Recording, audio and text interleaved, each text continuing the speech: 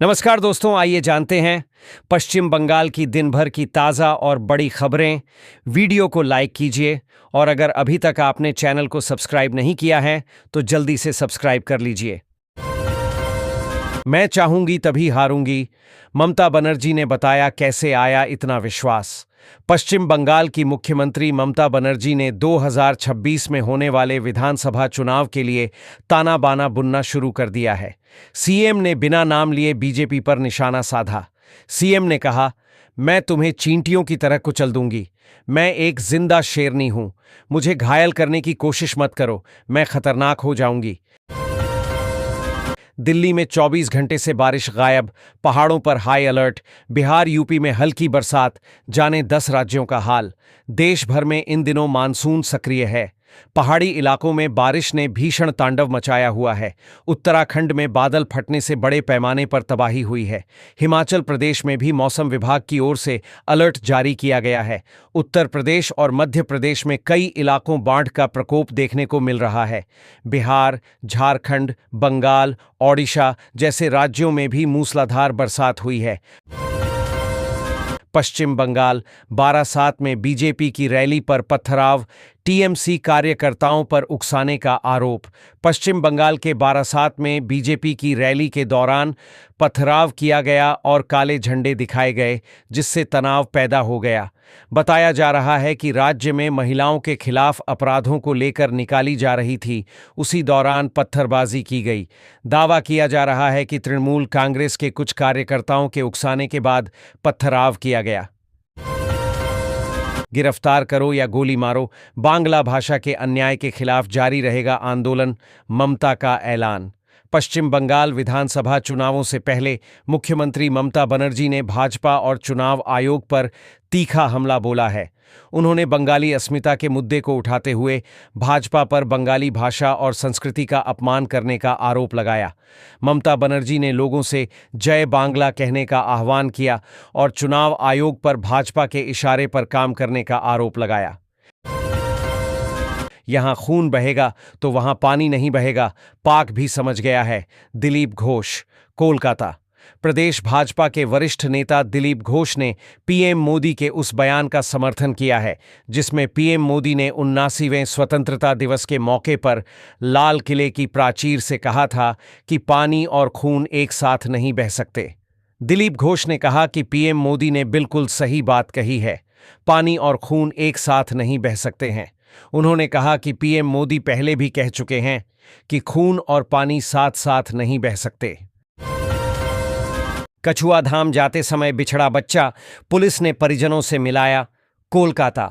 उत्तर 24 परगना के स्वरूपनगर स्थित कछुआ धाम जाते समय अपने परिवार से बिछड़ा एक 11 वर्षीय बच्चा पुलिस की तत्परता से सुरक्षित अपने घर पहुंच गया। यह बच्चा शुक्रवार शाम को कोलकाता हवाई अड्डे के गेट नंबर 3 के पास सड़क किनारे रोता हुआ मिला था। एयरपोर्ट थाने की पुलिस उसे अपने साथ थाने ले गई। बच्चे ने पुलिस को बताया कि वह हाडोवा का रहने वाला है और कछुआ धाम जाते समय अपनी मां और दादा से बिछड़ गया था। बंगाल में एसआईआर की घोषणा सही समय पर होगी, सीईसी। कोलकाता। मुख्य चुनाव आयुक्त ज्ञानेश कुमार ने रविवार को कहा कि सही समय पर पश्चिम बंगाल में मतदाता सूची के विशेष गहन पुनरीक्षण एसआईआर कराने की घोषणा की जाएगी। मुख्य चुनाव आयुक्त ने नई दिल्ली में प्रेस कॉन्फ्रेंस के दौरान एक सवाल के जवाब में कहा कि बंगाल में एसआईआर कब होगा, इसकी घोषणा सही समय पर कर दी जाएगी। तीनों चुनाव आयुक्तों में चर्चा के बाद सही समय पर इसकी जोका एस्प्लेनेड मेट्रो प्रोजेक्ट में देरी पर महाप्रबंधक ने जताई नाराजगी। राज्य सरकार पर लगाया सहयोग न करने का आरोप। 22 अगस्त को पीएम मोदी करेंगे 3 मेट्रो प्रोजेक्ट्स का उद्घाटन। संवाददाता, कोलकाता। मेट्रो रेलवे के महाप्रबंधक पी उदय कुमार रेड्डी ने प्रधानमंत्री नरेंद्र मोदी के कोलकाता आगमन से पहले रविवार को नाराजगी जाहिर करते हुए राज्य सरकार पर असहयोग करने का आरोप लगाया है। उन्होंने कहा कि अगर राज्य सरकार सहयोग करती तो पीएम मोदी 3 के बदले 4 मेट्रो प्रोजेक्ट। बच्ची ने भेंट की तस्वीर, राज्यपाल अभिभूत। राजभवन में शुक्रवार को 79वां स्वतंत्रता दिवस समारोह आयोजित किया गया। कार्यक्रम में दिव्यांग बच्चों को भी बुलाया गया था, जो राज्यपाल के मंच के नीचे की ओर बैठे हुए थे। किसी के हाथ में तिरंगा था तो कोई खास संदेश लिखा चित्र लिए हुए था। एक बच्ची के हाथ में एक तस्वीर थी। वह तस्वीर विभूति भूषण बंद्योपाध्याय के प्रसिद्ध उपन्यास पाठेर पांचाली पर आधारित निर्देशक सत्यजीत रे की फिल्म पाठेर पांचाली के एक दृश्य से ली गई थी, जिसने सभी का ध्यान आकर्षित किया। निगम करेगा पूजा पंडालों का निरीक्षण। इस साल कोलकाता में रिकॉर्ड बारिश के बाद डेंगू का प्रकोप बढ़ रहा है। इसी बीच दुर्गा पूजा की तैयारी शुरू होने से कोलकाता नगर निगम की चिंता बढ़ गई है।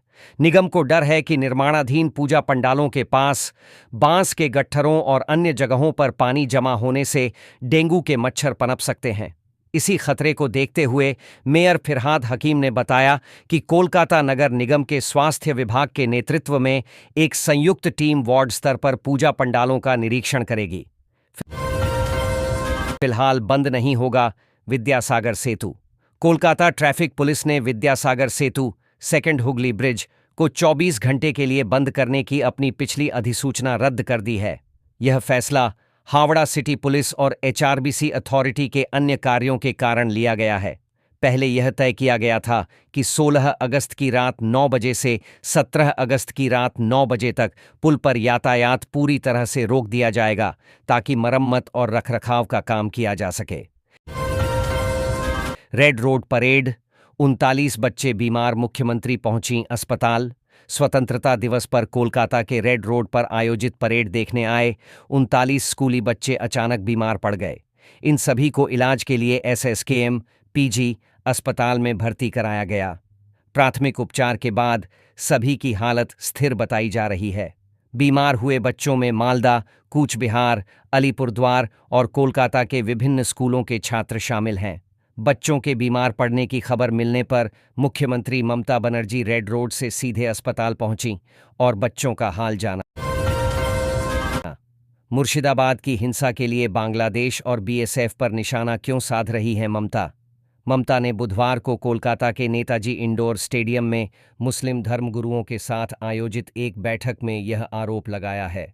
यह बैठक तो हिंसा शुरू होने के पहले से ही तय थी, लेकिन इसके बावजूद अनुमान लगाया जा रहा था कि मुर्शिदाबाद में वक्फ कानून के विरोध में प्रदर्शन के पहले हिंसक होने और बीते शनिवार को इसके सांप्रदायिक रूप लेने पर मुख्यमंत्री जरूर टिप्पणी करेंगी। उस बैठक में मुख्यमंत्री ने इस सांप्रदायिक हिंसा को पूर्व नियोजित दंगा करार देते हुए इसके लिए बीजेपी पर निशाना साधा है। सीपी राधाकृष्णन कौन हैं जिन्हें एनडीए ने बनाया उप राष्ट्रपति पद का उम्मीदवार? उपराष्ट्रपति पद के लिए एनडीए के उम्मीदवार राधाकृष्णन वर्तमान में महाराष्ट्र के राज्यपाल हैं। सीपी राधाकृष्णन की उम्मीदवारी से जुड़ी जानकारी बीजेपी अध्यक्ष और केंद्रीय मंत्री जेपी नड्डा ने प्रेस कॉन्फ्रेंस में दी है।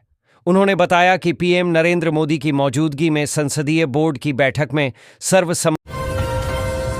जीएसटी रिफॉर्म से छोटे कारोबारियों को होगा बड़ा फायदा। अमित शाह। भारत 15 अगस्त 2025 को अपना 79वां स्वतंत्रता दिवस मना रहा है। इस ऐतिहासिक अवसर पर पूरे देश में उत्सव का माहौल है। राजधानी दिल्ली के लाल किले से प्रधानमंत्री नरेंद्र मोदी ने राष्ट्रीय ध्वज फहराया और देश के नाम ऐतिहासिक संबोधन दिया। पीएम मोदी ने 103 मिनट का भाषण दिया, जो अब तक का सबसे बड़ा रिकॉर्ड है। इस दौरान उन्होंने ऑपरेशन सिंदूर से लेकर देश की अर्थव्यवस्था को मजबूत करने और किसानों तक कई अहम मुद्दों पर सरकार के विजन को बताया। भारत को मिलेगा सुरक्षा कवच। पीएम मोदी ने आने वाले 10 सालों में भारत के सुरक्षा कवच का ऐलान किया है। इसके लिए सरकार मिशन सुदर्शन चक्र पर काम करेगी। श्री कृष्ण के सुदर्शन चक्र के जैसे ये सुरक्षा कवच भारत के हर भाग की रक्षा करने के लिए बनाया जाएगा। देश किसी भी तकनीक के हमले का जवाब देने के लिए तैयार होगा। साल 2035 तक इस मिशन को पूरा करने के लिए सरकार ने टारगेट सेट किया है।